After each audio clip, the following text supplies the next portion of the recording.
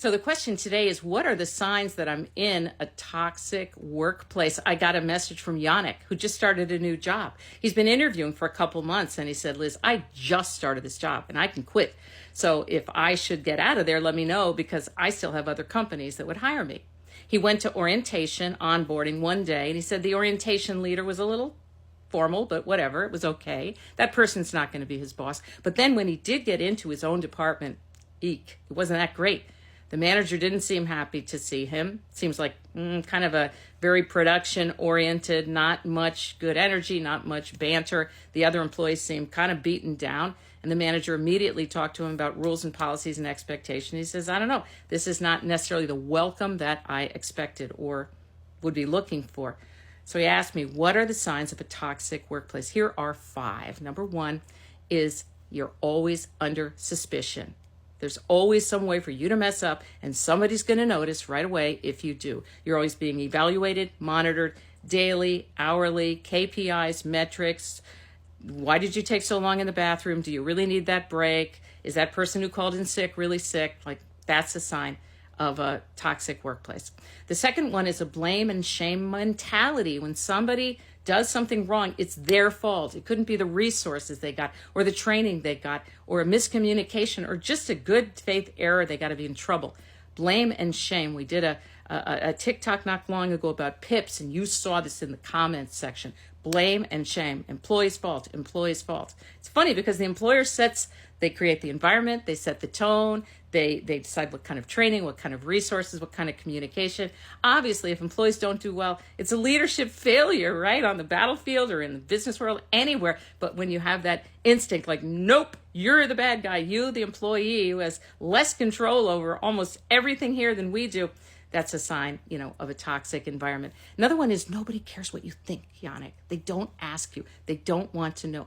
So maybe on your first day, they're not saying, hey, we want all your ideas for how we can make this place better. Although that wouldn't be at all a bad thing to say, but, that'll probably normally come later. But if they never want to know, if they don't care, you've been in the company 5 years, we don't care. They send out once a year anonymous survey that may or may not be confidential, and that's it. That's how they ask you what you think, and you never hear back even from that.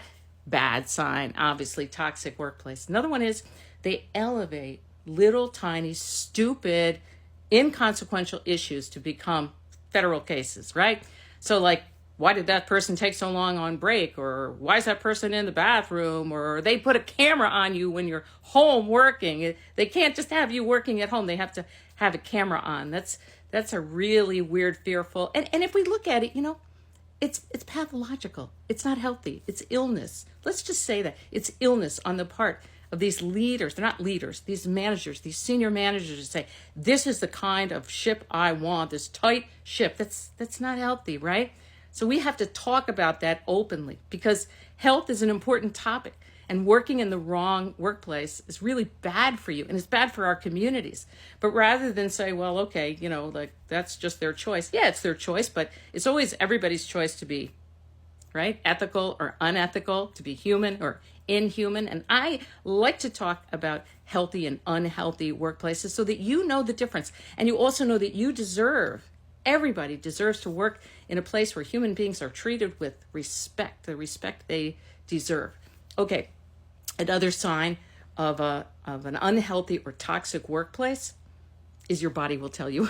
Your body will always tell you. In my case, I ended up on a stretcher getting carried out of my house. My back gave out, and that was my sign. Okay, yeah, I really got to quit this job. But it could be anything. It could be tension in the morning in your jaw when you wake up, blinding headaches, could be nausea, could be all kinds of gastric symptoms, because, man, our guts are really, your gut evolved over millennia to keep you safe, and you got to listen to it. So, Yannick, pay attention to these signs, and if it's time to bail, just get out. You got other companies that would hire you, and you know what?